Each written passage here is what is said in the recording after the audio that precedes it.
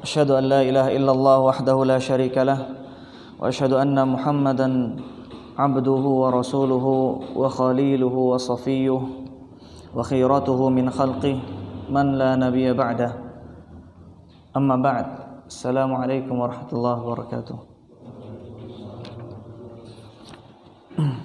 Alhamdulillah, segala puji dan syukur kita haturkan kepada Allah Tabaraka wa Ta'ala yang karena segala nikmat yang telah Ia berikan kepada kita semua, dengan nikmat-nikmat itu semua kita mudah untuk melangkahkan kaki kita, mudah untuk bisa duduk bermajlis bersama di sini menuntut ilmu-ilmu Allah Tabaraka wa Ta'ala, yang mana Rasulullah SAW bersabda, man salaka tariqan yaltamisu fihi ilman sahalallahu lahu bihi tariqan ilal jannah.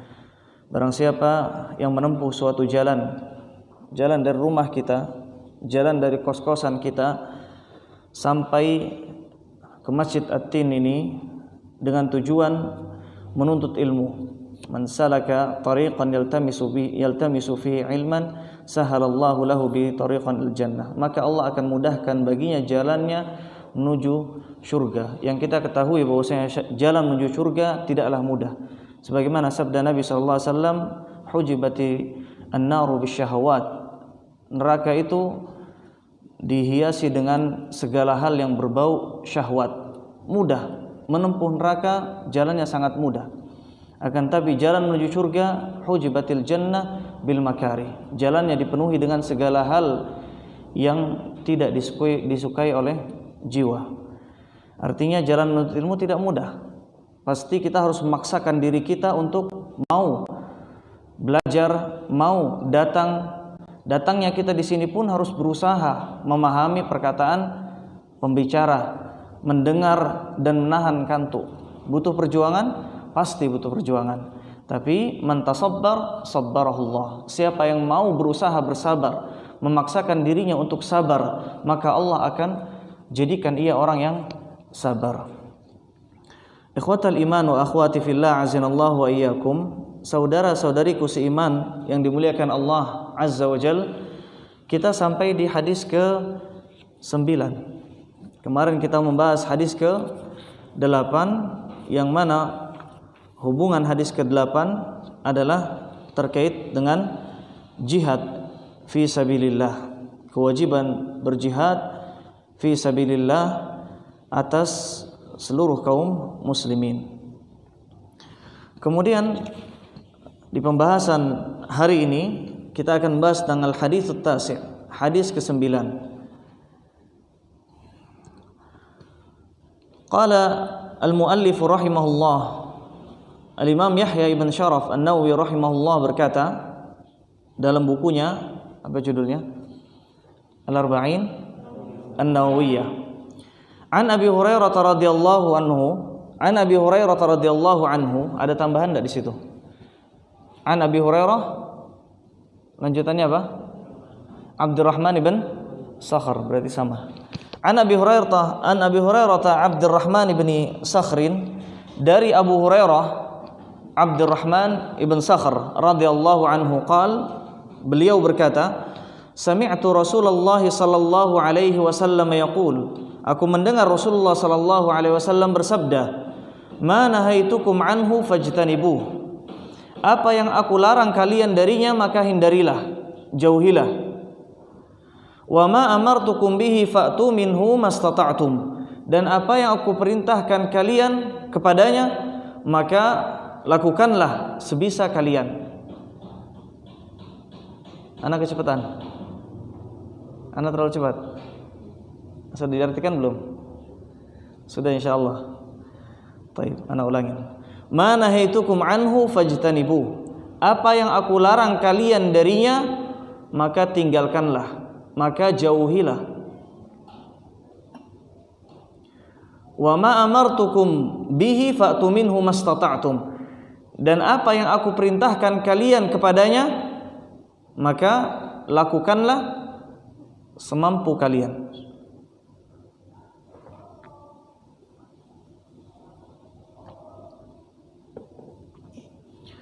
fa inna ma ahlakal ladzina min qablikum, maka sungguhnya yang bisa membinasakan orang-orang sebelum kalian, ahlaka membinasakan, menghancurkan, alladzina min qablikum, orang-orang sebelum kalian, kaum sebelum kalian, kathratu masailihim, banyaknya pertanyaan mereka, wa ikhtilafuhum, banyaknya pertanyaan mereka, wa ikhtilafuhum, dan perselisihan mereka, ala, terhadap anbiyaihim, nabi-nabi mereka. Ikhtilafuhum, perselisihan mereka, ala anbiyaihim, terhadap nabi-nabi yang diutus kepada mereka. Siapa mereka? Kaum sebelum umat Nabi Muhammad sallallahu alaihi wasallam. Rawahul Bukhari wa Muslim. Hadis ini diriwayatkan oleh dua imam besar dalam ilmu hadis, yaitu al-Imam Al-Bukhari Muhammad ibn Ismail wa Muslim ibn Al-Hajjaj.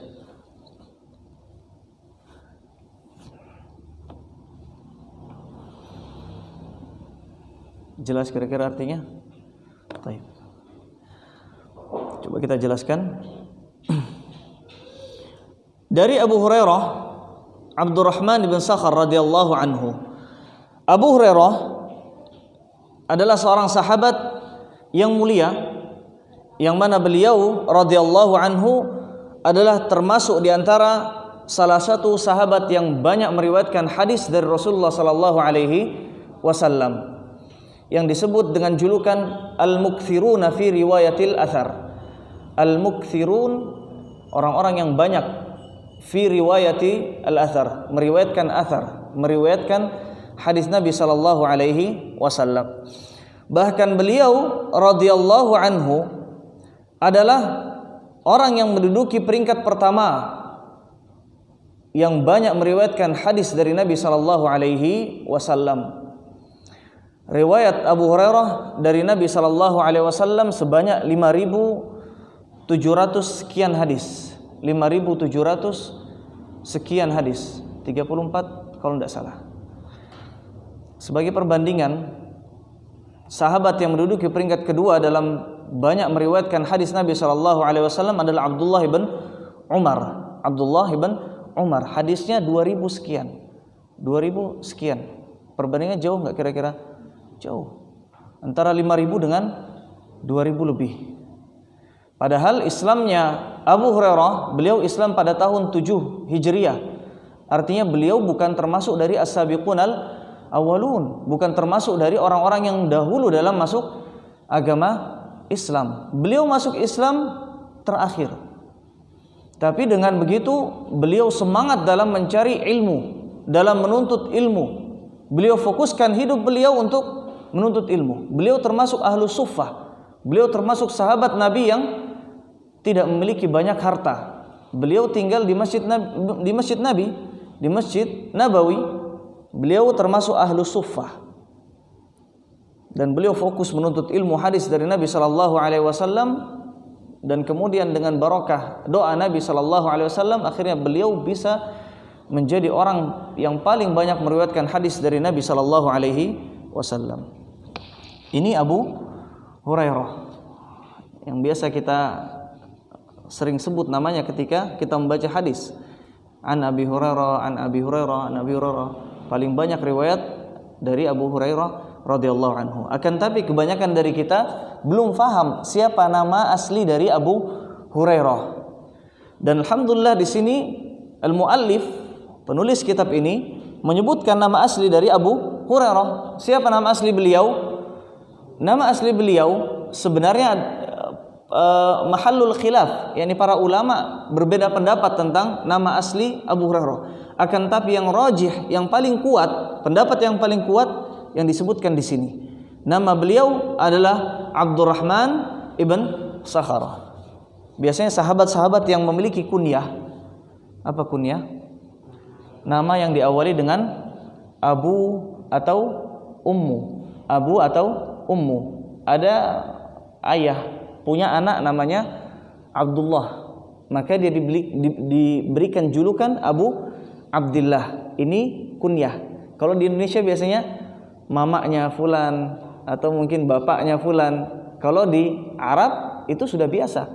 Abu Abdullah, bapaknya Abdullah. Atau mungkin seperti anak yang terakhir namanya Faza, kunyah anak Abu Faza. Atau mungkin yang lain mau kunyah, ini termasuk sunnah Nabi sallallahu alaihi wasallam. Ini kunyah.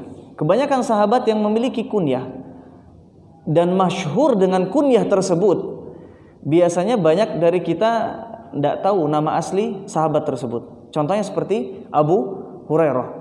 Contoh yang lainnya Abu Bakar As-Siddiq, ya kan? Abu Bakar As-Siddiq siapa nama aslinya? Abdullah ibn Uthman, Abdullah ibn Abi Quhafah. Nama sahabatnya Abu Bakar, kunyahnya. Ayahnya juga Abu Quhafah. Jadi kita harus tahu dua-duanya. Nama sahabat Abu Bakar siapa? Abdullah. Nama ayahnya Abu Quhafah itu siapa sebenarnya? Utsman.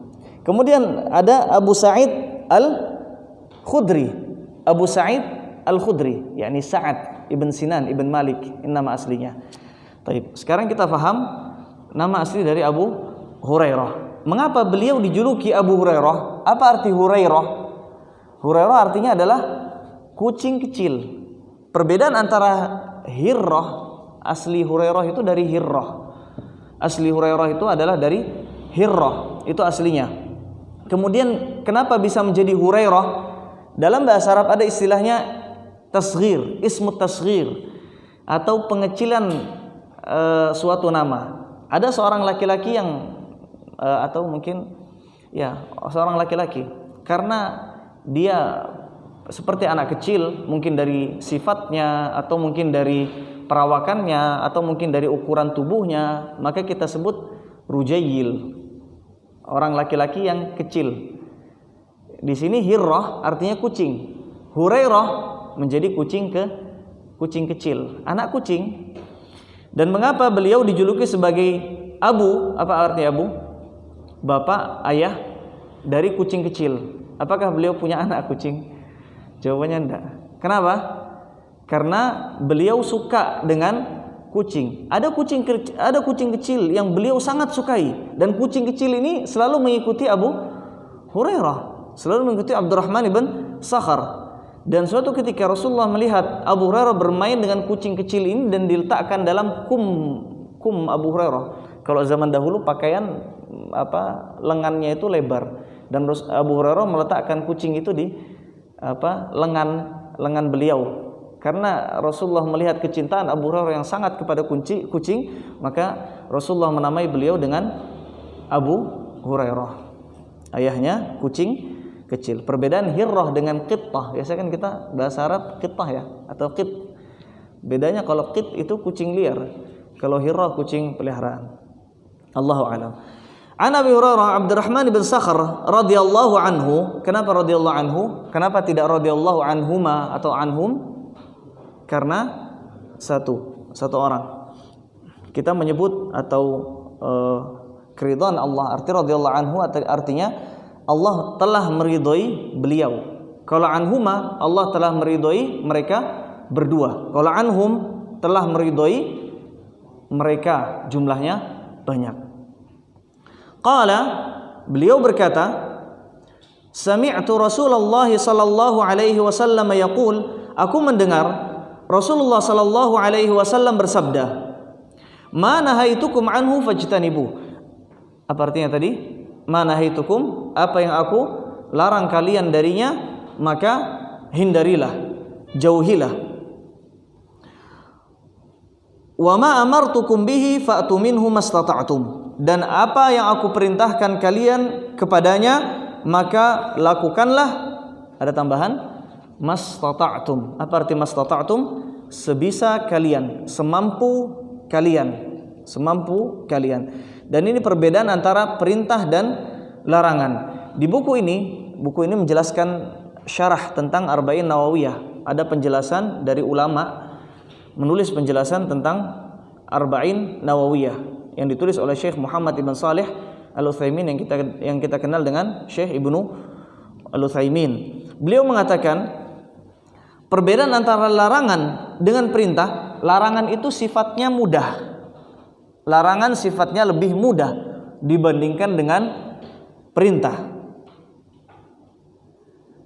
Larangan sifatnya lebih mudah dibandingkan dengan perintah. Apa dalilnya? Dalilnya hadis ini. Wa ma nahaitukum anhu fajtanibuh. Ketika ada larangan, maka hindarilah. Ketika ada perintah, maka lakukanlah dengan catatan sebisa dan semampu kalian. Mana yang lebih berat? Perintah. Kalau larangan, menahan diri. Kalau perintah, melakukan sesuatu. Yang lebih berat adalah melakukan sesuatu. Adapun larangan maka lebih mudah. Dan ini kesimpulan yang beliau tulis dalam buku beliau. Taib. Ikhwatal iman wa akhwati fillah azanallahu wa iyyakum. Di sini disebutkan fa inna ma ahlakal ladzina min qablikum. Sungguhnya yang membinasakan orang-orang sebelum kalian. Siapa orang-orang sebelum kalian? Siapa orang-orang sebelum umat Nabi Muhammad sallallahu alaihi wasallam? Yahudi dan Nasrani. Karena itu Nabi sallallahu alaihi wasallam menyebutkan dalam satu hadisnya, hadis riwayat Abu Sa'id Al-Khudri, la tattabi'anna sunana man kana qablakum. Kalian akan mengikuti jejak orang-orang sebelum kalian. Shibran bi shibrin, satu jengkal demi satu jengkal. Dhira'an bi dhira'in, satu hasta demi satu hasta. Hatta law dakhalu juhra dhabbin, sampai-sampai kalau mereka, siapa? Orang sebelum kalian, masuk dalam lubang biawak, dhab semacam biawak tapi habitatnya bukan di air, tapi habitatnya di gurun, di padang pasir. Lau dakhalu juhra dhabbin la dakhaltumu. Kalau seandainya mereka masuk dalam lubang biawak, kalian juga akan masuk bersama mereka. Artinya mereka masuk dalam tempat bahaya bagaimanapun, kita pun akan mengikuti jejak mereka tanpa kita sadari, sedikit demi sedikit. Dan terlihat sekarang kaum muslimin, apa yang nampak? Zahirnya saja, pakaiannya saja, kopiahnya saja, baju kokonya saja. Yang tersisa setelah itu apa? Tidak ada. Orang kaum muslim ketika berpapasan satu sama lain, apakah salam? Jarang sekali. Kecuali dalam komunitas kecil saja, dalam pesantren mungkin, atau mungkin sesama komunitas. Kalau di UNS mungkin ada komunitas muslimnya sama komunitasnya saja. Ketika keluar dari komunitas tersebut, mau salam sama yang lain, jawabannya enggan, malas. Ini salah satu cirinya. Ciri yang lain, ketika ada yang namanya hari raya, perayaan non muslim. Bagaimana kaum muslimin? Yang wanita pakai jilbab, yang laki-laki statusnya masih muslim, KTP-nya masih muslim, tapi pergi ke perayaan-perayaan tersebut. Kapan? Di awal tahun. Ketika perayaan awal tahun, banyak yang hadir. Siapa kebanyakan? Orang Nasrani? Enggak, mayoritas penduduk Indonesia orang muslim. Siapa yang banyak hadir? Kaum muslim. Kemudian nanti tanggal 14 Februari ada yang dinamakan sebagai Idul Hub atau Valentine Day. Kita lihat siapa yang paling banyak merayakan? Kaum muslimin. Apa yang tersisa kira-kira dari kaum muslimin? Adakah keimanan dalam hatinya? Mungkin tersisa sedikit dari keimanan. Karena man tasyabbaha biqaumin fahuwa minhum. Siapa yang menyerupai suatu kaum, maka dia termasuk dari kaum tersebut. Syekhul Islam Ibnu Taimiyah mengambil kesimpulan dari hadis ini bahwasanya seorang ketika menyerupai kaum yang lainnya, maksimal dia bisa jatuh kafir. Karena yang diserupai adalah orang kafir. Kalau diserupai adalah orang kafir, Rasulullah menyebutkan fahuwa minhum, bisa jadi termasuk orang kafir. Ini maksimal. Paling minimal sekali dia jatuh ke dalam keharaman. Dan ini fatal. Artinya fatal. Taib. Man kana qablakum. Siapa man kana qablakum? Para sahabat bertanya, apakah mereka adalah Yahudi dan Nasrani wahai Rasulullah? Maka Rasulullah mengatakan, faman. Kalau bukan mereka, siapa lagi? Maka maksud dari fa inna ma ahlakal ladzina man aw min qablikum fa inna ma ahlakal ladzina min qablikum, orang-orang sebelum kalian mereka adalah Yahudi, mereka adalah Nasrani. Ini secara garis besar. Kalau diperinci ada orang-orang musyrik, kemudian ada orang-orang mulhid, orang-orang ateis dan yang lainnya. Ada orang-orang majusi, penyembah api. Tapi para sahabat mereka belum mengenal orang-orang seperti itu. Yang ada dalam pikiran sahabat, orang-orang terdahulu adalah Yahudi dan Nasrani. Itu yang para sahabat kenal. Dan dakwah Nabi kita kenal, dakwah Nabi SAW kepada mereka, yaitu para sahabat Nabi SAW. Kathratu masailihim, dua hal yang bisa membinasakan umat terdahulu dan umat Nabi Muhammad SAW, yang banyak membinasakan umat terdahulu dan mungkin membinasakan umat Nabi SAW, ada dua hal. Yang pertama adalah kathratu masailihim. Ini yang pertama, kalau mau ditulis angka 1 di situ. Kathratu masailihim, banyaknya bertanya. Kemudian yang kedua, ikhtilafuhum ala anbiyaihim, banyak berselisih dengan nabi-nabi yang diutus kepada mereka. Ini nomor 2.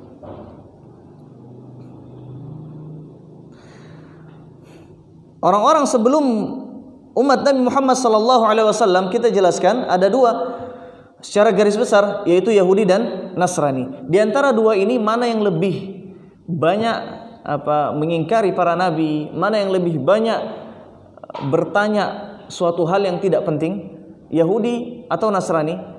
Yahudi.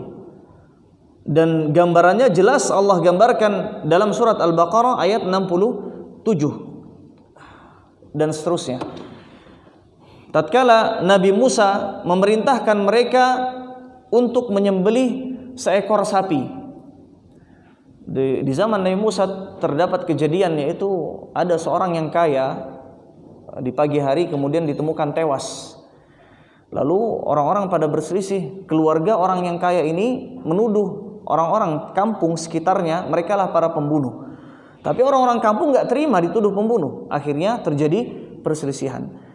Kemudian mereka berkata, di antara kami ada nabi, yaitu Nabi Musa. Mengapa kita tidak bertanya kepada nabi tersebut? Maka mereka pun datang kepada Nabi Musa alaihi assalatu wassalam. Tatkala mereka bertanya kepada Nabi Musa tentang siapa pembunuh dari orang tersebut, maka Nabi Musa sesuai dengan wahyu Allah Azza wa Jalla memerintahkan mereka untuk menyembelih seekor sapi. Perintahnya mudah atau susah? Sapi. Sapi di mana-mana ada. Sapi bukan hewan yang langka, enggak. Sapi mudah, di mana-mana kita bisa temukan. Seandainya kaum Yahudi mau menaati perintah pada pertama kali perintah tersebut diturunkan, menyembelih sapi, mudah. Mereka datang ke perkebunan mereka, datang ke peternakan mereka, satu sapi disembelih, selesai urusan. Tapi mereka tidak mau. Mereka orang yang membangkang. Mereka ingin mencari kesulitan. Maka mereka bertanya, apa? Mereka bertanya apa? Mahi, apa itu sapi betina? Ceritakan kepada kami tentang rincian, detail tentang sapi yang engkau perintahkan kami untuk menyembelihnya. Maka mereka bertanya tentang umur sapi tersebut.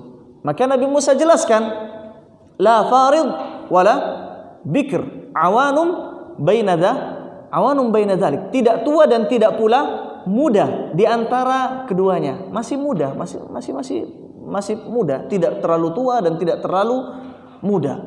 Akhirnya terdapat kesulitan yang pertama. Mereka kesulitan untuk menemukan sapi yang sebenarnya tidak terlalu sulit.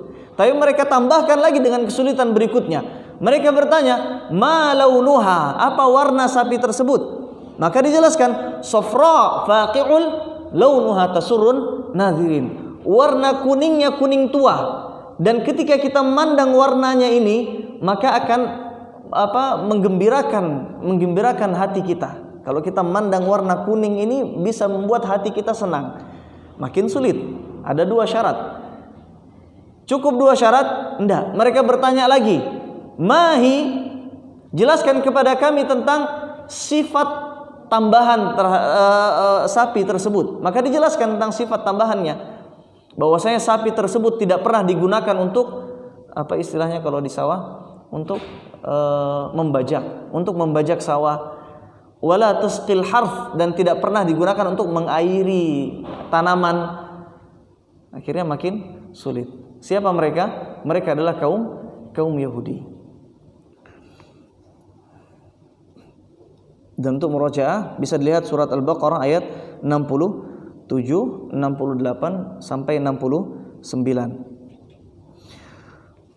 Kemudian di sini dijelaskan waqtilafuhum ala anbiya'ihim. Ini diantara dua sebab yang bisa membinasakan umat, atau yang banyak membinasakan umat sebelum umat Nabi Muhammad sallallahu alaihi wasallam. Kemudian diantara faidah hadis ke-9 yang pertama adalah wajibnya meninggalkan hal yang terlarang. Wajibnya meninggalkan hal yang terlarang. Ini kira-kira ada ujiannya enggak? Ada enggak? Mau diadakan enggak? Mau diadakan enggak? Karena ada kajian fikih dari buku Al-Wajiz fil Fiqhi As-Sunnah wal Kitabil Aziz, buku fikih, pembahasan tentang fikih ibadah khusus untuk ummahat. Dan setiap 2 kali pertemuan ada ujian, dan ummahatnya semangat. Kenapa semangat? Karena ada ujian. Mereka semangat mengerjakan soalnya, mereka semangat juga menyimak dan murojaah karena ada ujian. Dan biasanya kalau nggak ada ujian, ya berlalu begitu saja, kayak angin, hilang. Mungkin cuma sedikit yang murojaah sampai di rumah, ya kan? Yang sedikit murojaah ketika besok ada pengajiannya atau ada kajian ini, mungkin jumlahnya sedikit. Tapi kalau misalkan ada ujian, mungkin 2 kali pertemuan ada ujian, semangat mendengarkan, semangat catat. Bahkan kalau nggak ada di catatannya, dipinjam buku yang lain untuk mencatat, menyempurnakan catatannya. Ada ujian? Nanti dulu. Ya, ini harapan anak kalau misalkan ada ujian lebih ahsan. Ada ujian lebih ahsan. Ini yang pertama. Apa yang pertama? Wajib hukumnya meninggalkan hal-hal yang dilarang. Kemudian ini jelas. Kemudian yang kedua, wajib hukumnya mengerjakan suatu kewajiban. Ini jelas. Enggak perlu kita tulis faidahnya pun kita faham. Hadisnya jelas. Faidah yang selanjutnya,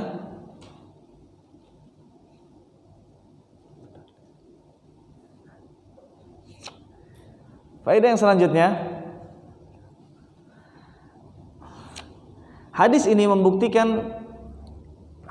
membuktikan betapa besar kasih sayang Allah Azza wa Jalla kepada hambanya.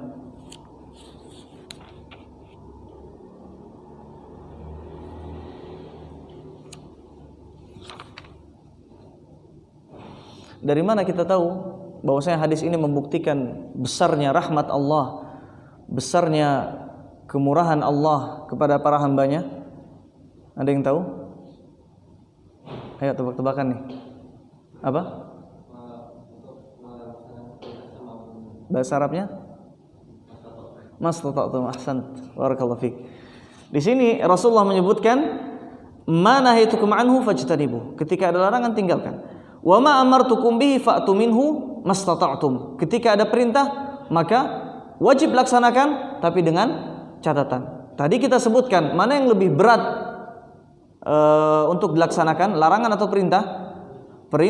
Perintah. Tapi di situ Rasulullah kasih catatan mastata'tum. Dari sini ulama mengambil kesimpulan, ketika ada suatu larangan, maka hukumnya wajib untuk dilaksanakan kecuali dalam kondisi darurat.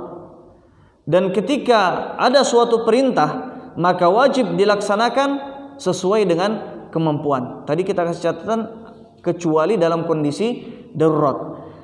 Ada kaidah penting dalam ilmu usul fiqhi, yaitu la muharrama ma'ad darurah wa la wajiba ma'al ajzi.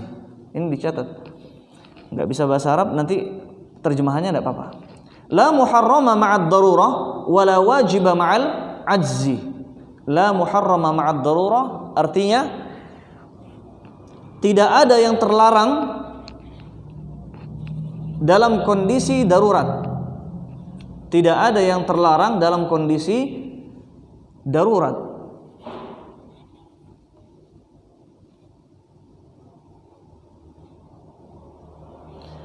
Wala wajiba ma'al ajzi. Wala wajiba ma'al ajzi. Dan tidak ada kewajiban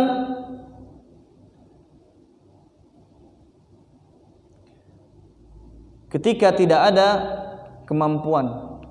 Ketika tidak ada kemampuan.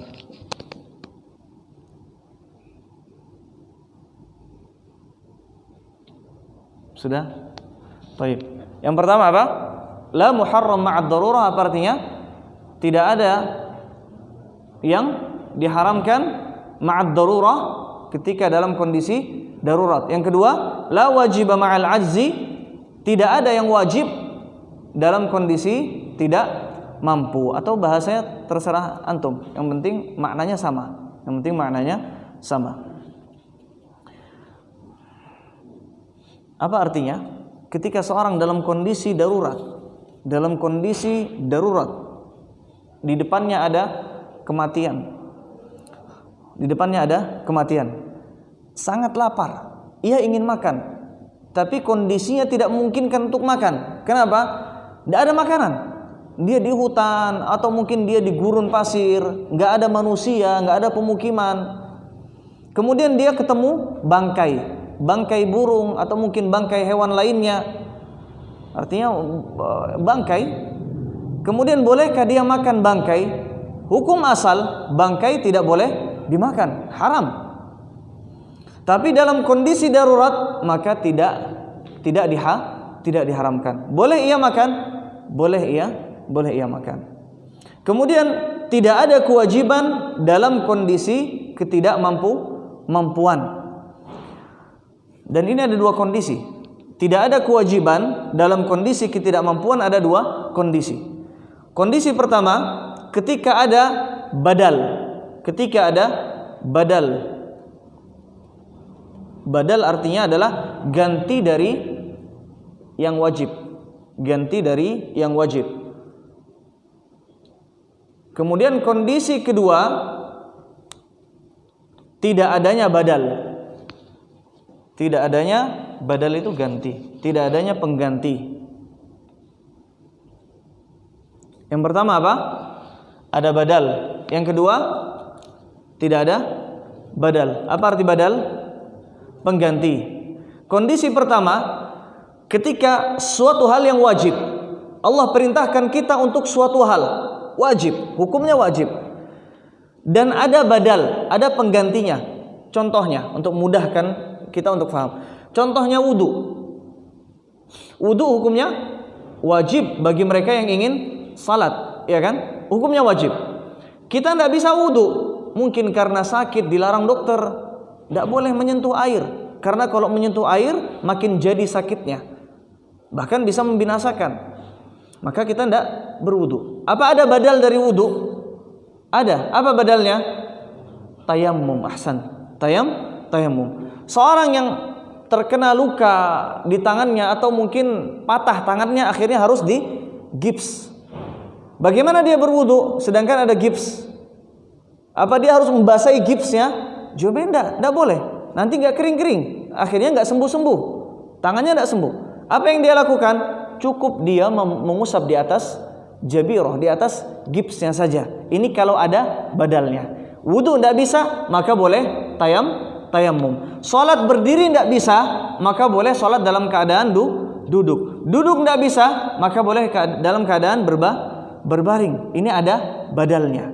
Hukumnya kalau ada badalnya, ada penggantinya, maka dia beralih dari perintah yang pertama menuju perintah badal tadi. Wadih? Jelas? Kemudian yang kedua, apa yang kedua tadi? Kondisi kedua, tidak adanya badal, tidak ada yang pengganti. Maka dalam kondisi kedua ini saqata bil kulliyah. Saqata bil kulli artinya adalah kewajiban tersebut benar-benar gugur. Benar-benar gugur. Karena enggak ada badal, enggak ada penggantinya. Contohnya apa? Contohnya apa? Siapa kira-kira yang bisa ngasih contoh? Kewajiban yang tidak ada badalnya, tidak ada penggantinya. Apa? Nggak ada yang tahu. Fadhal. Haji. Baik, haji hukumnya wajib. Kemudian ketika kita mampu kemudian tidak kita laksanakan, maka berdosa. Tapi kalau misalkan tidak mampu, maka hukumnya tidak menjadi wajib.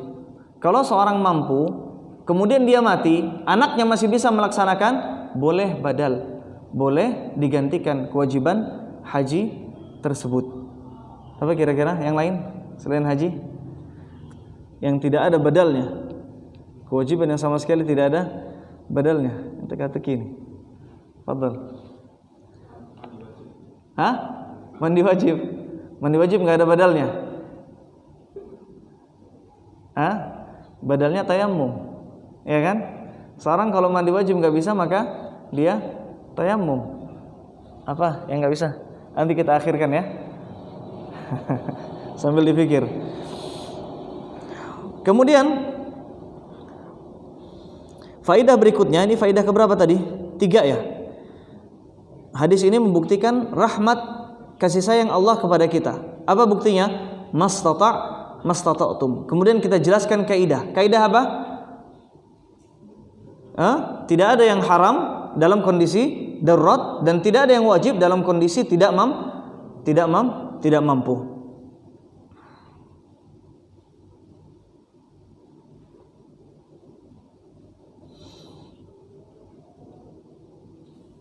Kemudian di sini Syekh menyebutkan faidah yang berikutnya, faidah ke-4.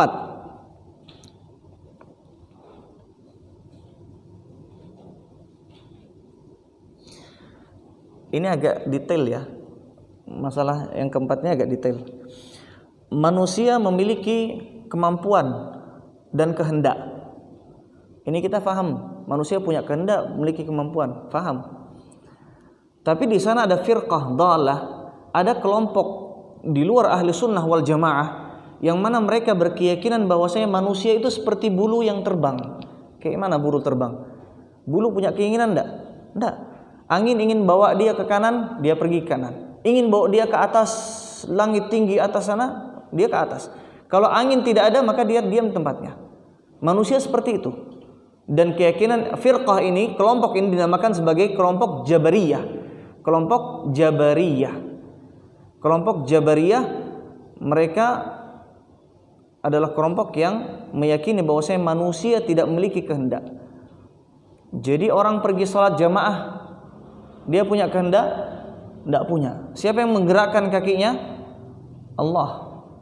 Seorang melakukan maksiat, ini yang parah. Seorang melakukan maksiat, dia punya kehendak? Tidak. Siapa yang menyuruh dia untuk maksiat? Wal'iyadzubillah. Allah yang menggerakkan kakinya, tangannya untuk maksiat, misalkan untuk berzina. Allah. Ini keyakinan sesat. Kelompok apa?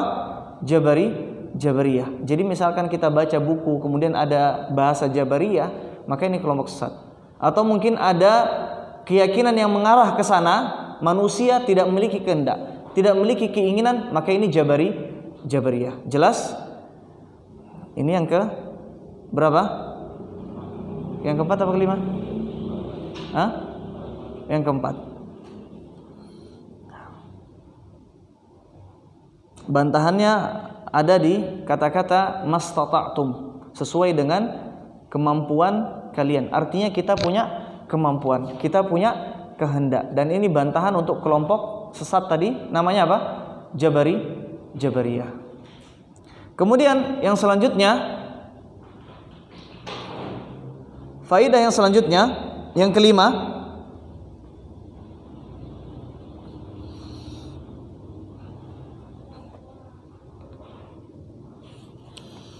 seorang muslim tidak layak untuk bertanya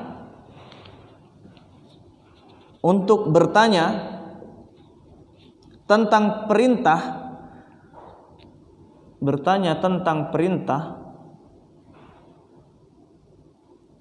apakah ia wajib ataukah ia sunnah. Apakah ia wajib ataukah ia sunnah. Dalilnya apa? Seorang muslim nggak layak untuk bertanya. Apa dalilnya? Di hadis ini, nggak jauh-jauh. Pahami, coba. Apa dalilnya? Sama-sama berpikir kita.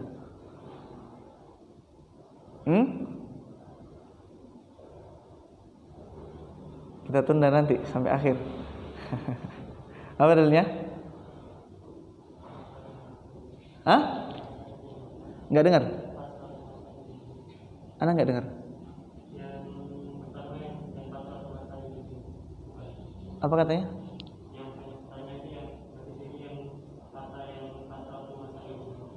Kasratu masailihim. Bukan itu. Mungkin bisa masuk ke situ. Kasratu masailihim. Banyak bertanya mungkin bisa masuk ke situ. Cuman kurang tepat. Yang tepat, faida amartukum bihi fa'tu minhu mastata'tum. Jika ada perintah yang datang kepada kita, maka kita tanya apakah wajib atau sunnah? Enggak. Apa kata Nabi? Fa'tu minhu mastata'tum. Lakukan, kerjakan. Bertanya? Enggak. Jadi faidah berikutnya tadi apa? Tidak layak bagi seorang muslim untuk bertanya apakah perintah tersebut wajib ataukah sunnah. Dalilnya apa? Fa'tu minhu mastata'tum. Di sini perlu kita jelaskan, berbeda kalau kita ingin menjaga diri kita dari suatu yang haram. Berbeda jika kita ingin menjaga wara'. Apa wara'? Menghindarkan diri kita dari hal yang diharamkan dan mengerjakan kewajiban yang menjadi perintah. Orang kalau dia lakukan kewajiban, apakah dia berdosa? Jawabannya tidak. Tapi kalau dia tinggalkan kewajiban, apakah berdosa? Berdosa. Sebaliknya orang kalau melakukan sunnah, dia lakukan yang sunnah, dia berdosa? Tidak. Tapi kalau dia tinggalkan, berdosa atau tidak?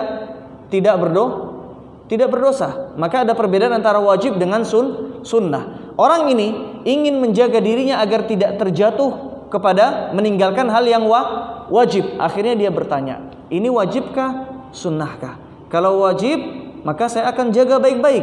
Tapi kalau sunnah, maka saya akan jaga sebisa saya. Yang seperti ini boleh. Tujuannya apa? Untuk wara'. Tujuannya untuk wara', menjaga diri dari melakukan hal yang haram. Untuk wara' maka boleh menjaga diri dari melakukan hal yang haram. Apa istilahnya? Wara'. Adapun kalau tujuannya untuk tasahul, apa tasahul? Bermudah-mudahan. Ini kan cuman sunnah saja. Ya sudahlah, saya tinggalkan. Kalau tujuannya seperti ini boleh atau tidak? Maka la yambaghi, tidak layak dilakukan oleh seorang muslim. Dalilnya apa? Kembali kepada yang pertama tadi. Dalilnya apa?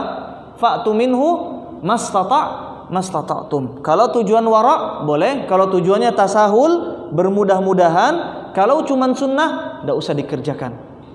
Maka ini tidak boleh. Yang kedua, tidak boleh. Ini sudah habis waktunya.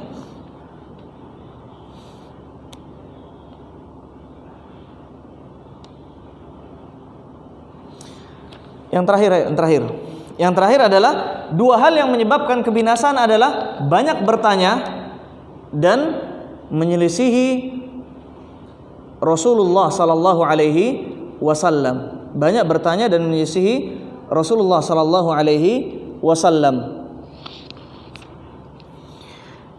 Dan banyak bertanya di sini ada dua hal.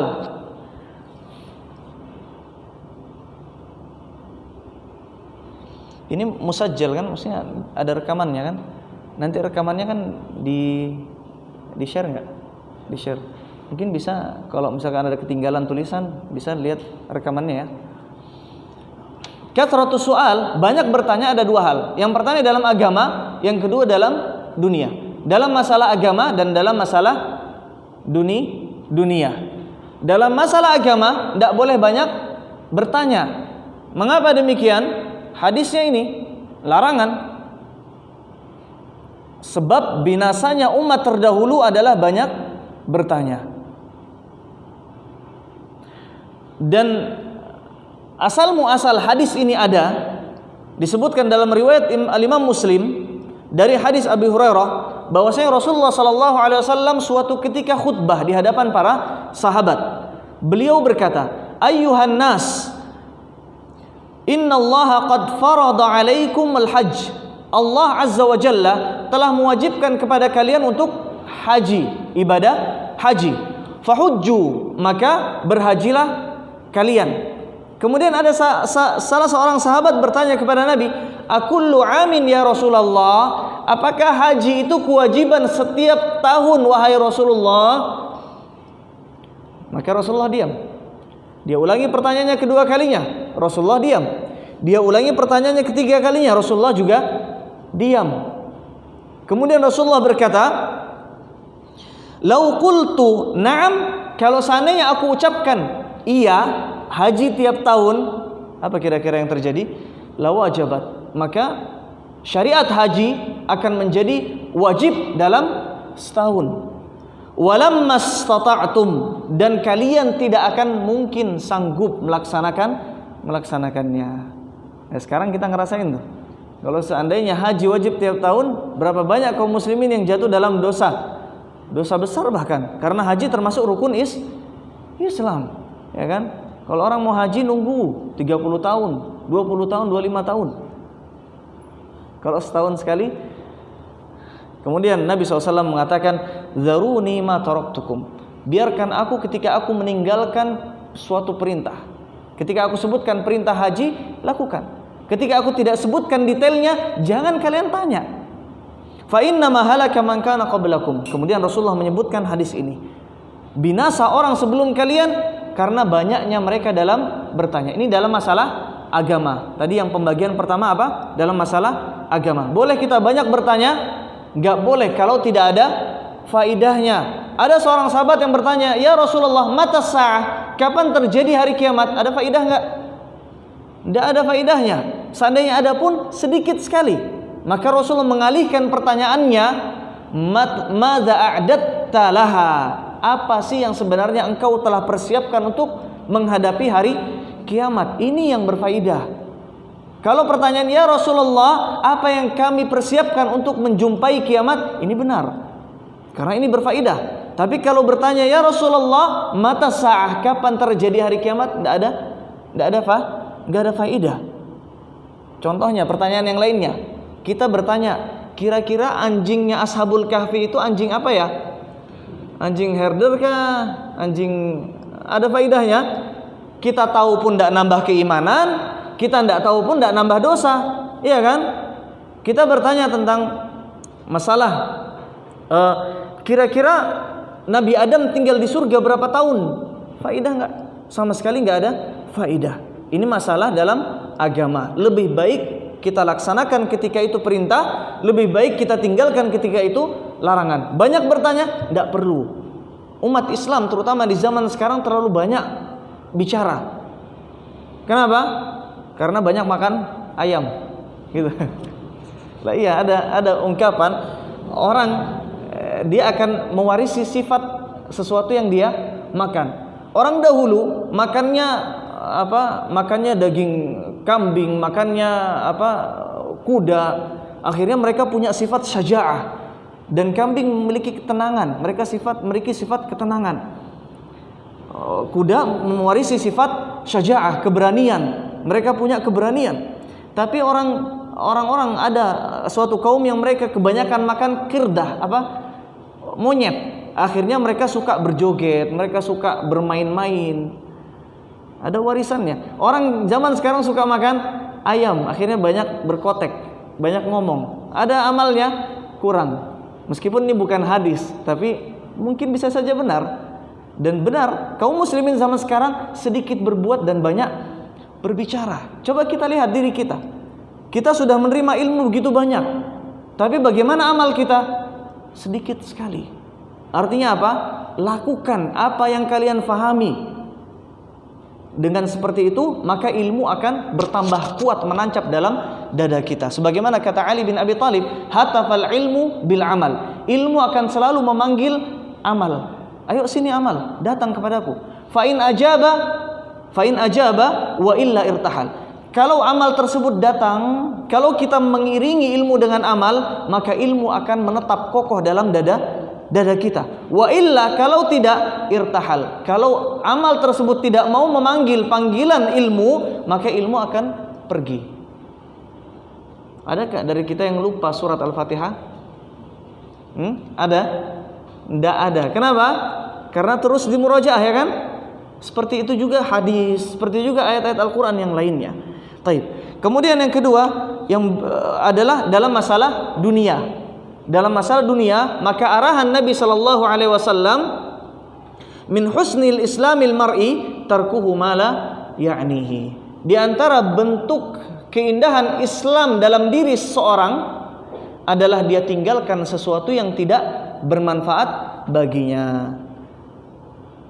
Jadi kalau misalkan gak ada faidah untuk bertanya, siapa sih yang kamu bicarain? Fulan itu siapa sih? Kita pengen tahu siapa sih yang dibicarakan orang lain. Ini faidah enggak? Enggak berfaidah. Gosip faidah enggak? Enggak berfaidah. Lakukan yang faidah saja. Maka ini adalah bukti kebaikan Islam, dalam keindahan Islam dalam diri seseorang. Ini arahan Nabi SAW. Kemudian yang terakhir, yang bisa membinasakan manusia ada dua. Yang pertama, banyak bertanya. Yang kedua, banyak menyelisihi Nabi mereka, banyak menyelisihi Nabi sallallahu alaihi wasallam. Dan detailnya ada dalam surat An-Nisa ayat 115. Dalam surat An-Nisa ayat 115. Ini sampai jam 9 lewat 15.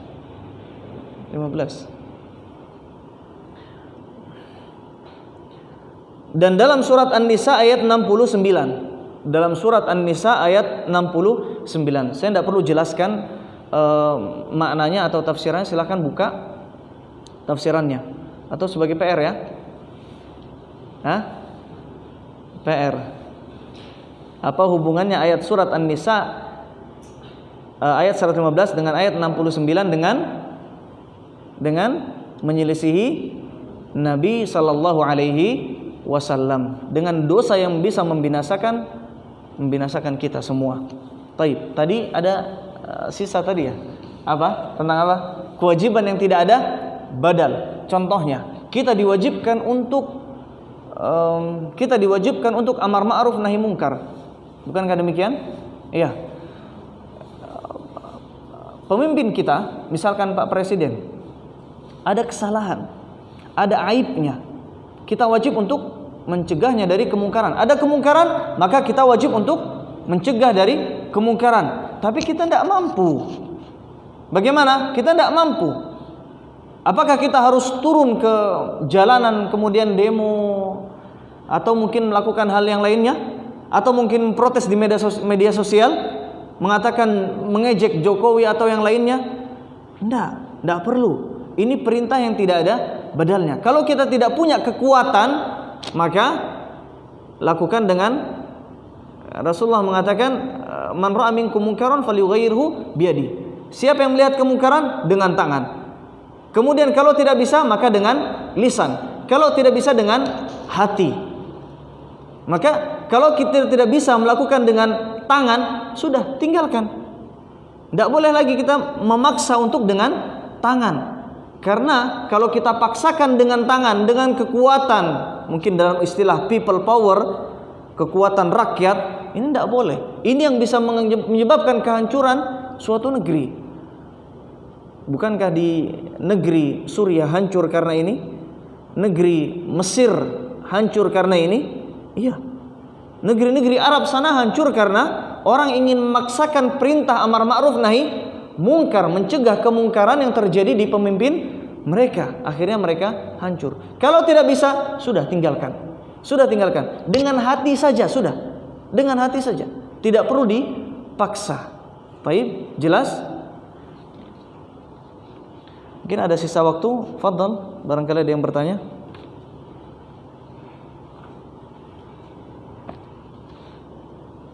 Enggak ada? Sudah jelas?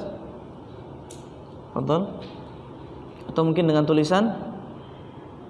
Kalau yang wanita dengan tulisan, laki-laki dengan suara.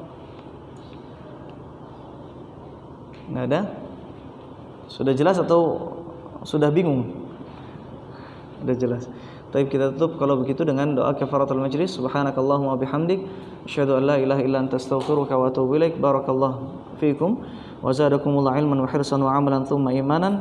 Kita mohon kepada Allah Azza wa Jalla agar Allah tambahkan kepada kita istiqamah dalam beragama dan istiqamah dalam semua urusan kita. Amin ya rabbal alamin. Wa sallallahu wasallam ala nabiyyi Muhammad wa ala alihi washabihi ajmain. Assalamualaikum warahmatullahi wabarakatuh.